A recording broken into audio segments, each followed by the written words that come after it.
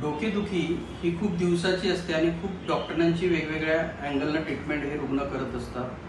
पण याचं काही कारण डोळ्याच्या संदर्भात असू शकतं किंवा काही रुग्णांना अपचनाच्या संदर्भात असू शकतं. काही स्त्रियांना मेन्सेस रिलेटेड इश्यू राहू शकतात. काही लोकांना मेंदूच्या ज्या रक्तवाहिन्या आहेत त्याचा पण एक परिणाम स्वरूप त्याच्यावर सूज येत असते, त्याचा परिणाम स्वरूप म्हणून डोकंदुखी असू शकतं. किंवा काही रुग्णांना सांधेवात हे एक महत्त्वाचं कारण असू शकतं. पण या सगळ्या डोकेदुखीला हे आयुर्वेद वेगवेगळ्या अँगलनं विचार करतं.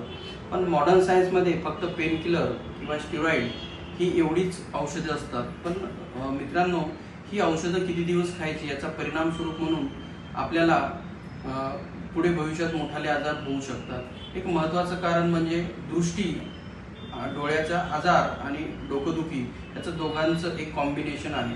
कधी नंबर वाढलेला असतो पण त्या काळामध्ये कधी चष्मा लावल्या जात नाही किंवा म्हणजे अवॉइड केल्या जातं आणि नंतर त्याचा परिणाम स्वरूप म्हणून डोकं दुखणं हे चालू होतं. म्हणून सगळ्या कारणाचा आयुर्वेदामध्ये मुळात जाऊन विचार केलेला आहे आणि एकदा निदान झालं किंवा तुमचं दोन्ही गोष्टी जे डोकं दुखणं आहे किंवा डोळ्याच्या समस्या आहेत एकाच वेळेत पूर्ण सॉल्व्ह होतं.